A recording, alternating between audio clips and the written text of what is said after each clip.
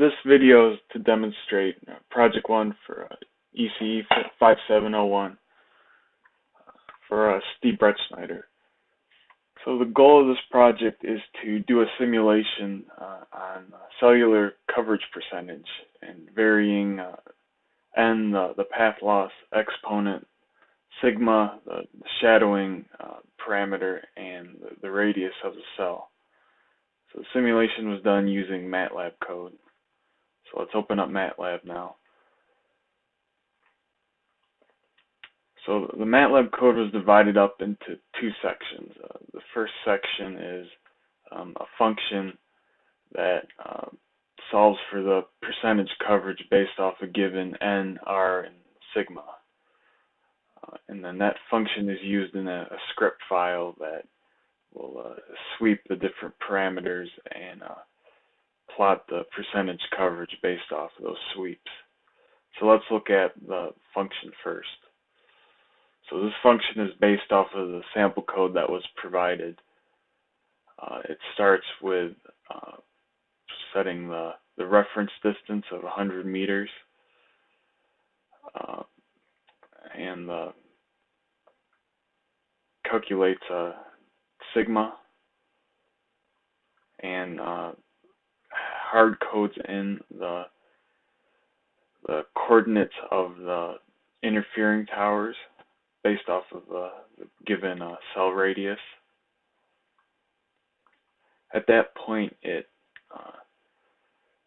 goes into a dual nested for loop, and for every value of x, it calculates the valid range for y given by this b-line variable, based on the hexagonal shape of each cellular cell. And then for each valid point for y, it calculates first the power from the main antenna for that cell. And to do that, it needs to know the distance the measurement point is from the cell, so it uses the Pythagorean theorem to calculate the distance.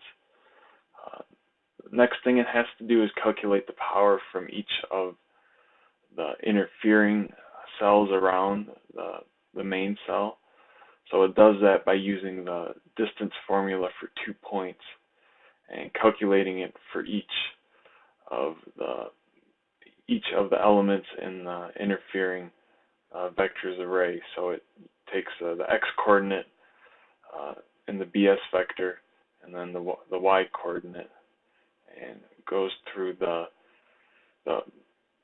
point-to-point distance formula and creates CVec, which is the distance of each interfering cell to the measurement point.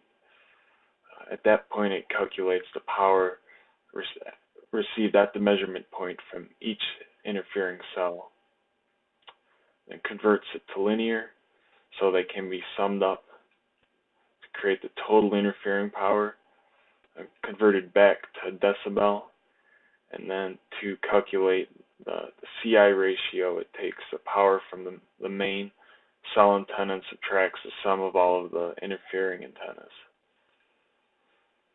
So at that point, we can calculate what the percent coverage is. So to do the percent coverage, our simple model looks at only the CI ratio, and the CI ratio must be greater than a certain limit. In this case, it's 6.7 dB. So in this line here, we calculate the percent coverage. So we take that CI vector, compare it to the limit, which creates a vector of ones and zeros, and we sum all of the ones up and divide by the lengths of the CI vector, and that gives you the percent coverage as a percentage. The rest of this the rest of this function just plots does a 3D scatter plot of the CI vector, and I can show that in a moment. So if we run this function standalone in the command line,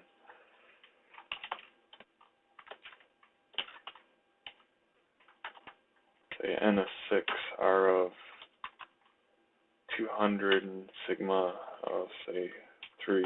See how that looks, and then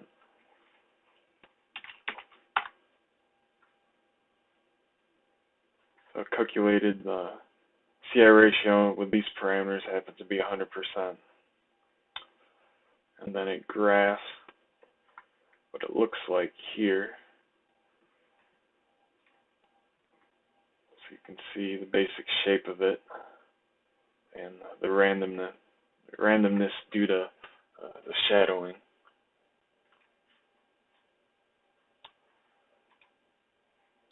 So then if we look in the actual script that does the simulation, it's divided up into 3 parts. The first part varies the path loss n, second part varies sigma, and the third part varies the cell radius. So if we run the first section, so it'll take a moment. So we see what it looks like as a path loss increases, your CI ratio increases, which makes sense since the higher N, the lower the interfering cells can propagate. So your interference goes down and your carrier to interference ratio goes up. And I found that in order to get good data, data that wasn't constant, I had to lower the radius, the cell radius, to something below 1,000. So in this case, I used an R of 200 and a sigma of 6. So next we'll look at what happens if we vary sigma. So we're going to vary sigma from 0 to 20. If we run it,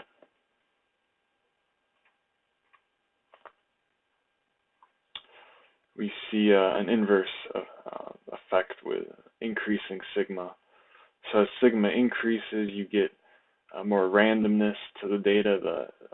The measurements spread out more, so you have a higher probability of being under the 6.7 CI limit.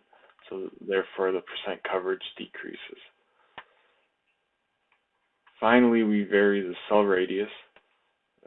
We're going from 200 meters to 2,000 meters. So this simulation takes a while, so I'm just going to show what it looks like from the report.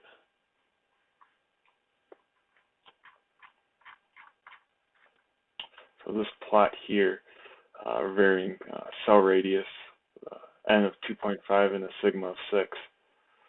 So for very low radius, cells close together, you see a decrease in the percent coverage, which makes sense.